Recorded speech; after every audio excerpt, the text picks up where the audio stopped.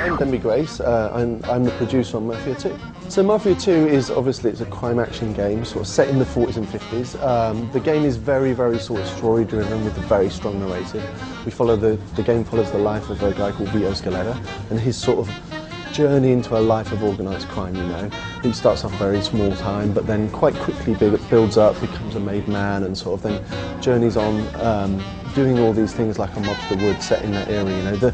The game is set against the backdrop of this really authentic sort of period city that we've created called Empire Bay and everything that comes with it. So the game's set over a 10-year period and it channels Vito's sort of starting out when he returns from the war in Sicily. And we kind of progress through till Vito actually becomes a made man and then beyond that. As you progress through the story, as you do these jobs for the mob and then as you become a made man, then things start to get much more interesting, you know. Obviously you get all the benefits that comes from being in the mob. It works in the fiction very, very well about the way the progression of this player through this 10-year period of his life, but also it works very, very well on the gameplay sort of side, you know. Allowing all these different changes and these different things sort of coming in is a really interesting thing. As well as that, we changed the environment massively as well. The game starts out in 1944, you know, it's winter. It's the setting that we saw at the start of the Christmas trailer that we released. It's really sort of oppressive. It's the end of the war, you know, it's snowy, it's dark. And then we kind of move through to the 50s, and as we hit the 50s, you know, it's the birth of technology, it's bright, it's summer, it's the birth of rock and roll, you know, it's an exciting time in America. Again, all this plays into the gameplay, it plays into the fiction, and it makes the game sort of, as the game progresses, more things come available, more interesting things become available to the player. So the city in Mafia 2 is actually, it's 10 square miles, and that is like double the size of that of Mafia 1, you know.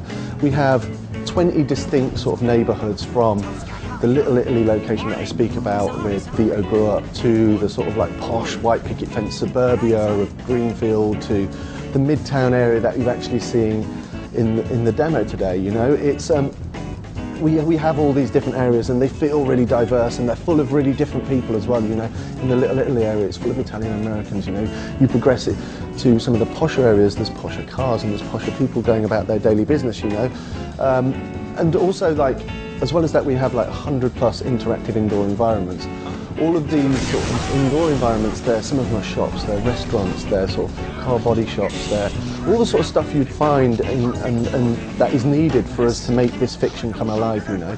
Driving was a big thing that we looked at for Mafia 2 over Mafia 1. I remember even working on it back then. It was like, it was let's give it its dues. It was very realistic, it was very simulation based, and for that it succeeded. From a gameplay point of view, it maybe failed, you know, a little bit, you know. It wasn't as exciting as it could have been, it wasn't as interesting as it could have been. And that's one of the things we've really taken on board with Mafia 2.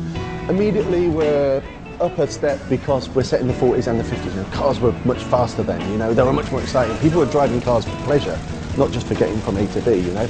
As well as that, we do some exciting stuff, you know, with like hubcaps will fly off, you know, car tyres can be shot out, and all this sort of stuff, glass can be smashed. So these things get much more exciting and much more dramatic in car chases and stuff like that, naturally. Another one of the big changes that we've made from Mafia 1 to Mafia 2 is the gunplay system and the combat on a whole. We have this whole feeling that we want the combat in the game to feel much more like a third-person shooter, you know. To add to that, we use a cover system, you know. Quite naturally, if someone shoots at you, you take cover. So why would we not use a cover system? It's we have this whole feeling of this whole thing of deadly combat, you know. You shoot people once in the head, they're dead. You shoot them twice in the body, they're dead. And the same applies to you. So you need to use a cover system. It's going to feel sort of intuitive. It's going to be fun, but ultimately it's very action orientated, you know. Add to that, we have like a melee combat system. Melee combat system is very visceral, you know. It's very simple to do. It's not like Tekken or something like that where it's overly complex to get combos. It's sort of very simple to do, sort of like a few combos and there's a block, but the coolest thing for me is it allows you to pick up objects in the world. Obviously you have stuff like baseball bats, flip knives, all the things you find in fiction. I could pick up this plate, throw it at you or hit you over the head with it, you know. I could pick up a chair, smash it over something. Really cool, really sort of visceral. People use the environment as you're sort of around you in fights. For me, personally, it's the biggest jump over the game, you know. Yes, we've improved the drone, yes, we keep the gameplay system, but ultimately those things at the core are the same.